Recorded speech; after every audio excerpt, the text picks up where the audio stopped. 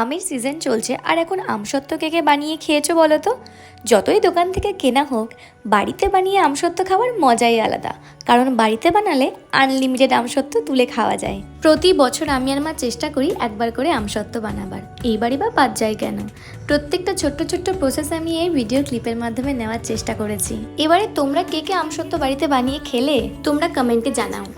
আর যে পাত্রে এই আমটি ঢালবো সেখানে আমি দিয়েছি বাড়ির তৈরি গাওয়া ঘি। রংটা দেখলেই বুঝতে পারবে। সাথে খেয়েছি মায়ের অনেক বকুনি, কারণ আমটা জাল দিতে দিতে গ্যাস ওভেনটা প্রায় নোংরা করে ফেলেছি।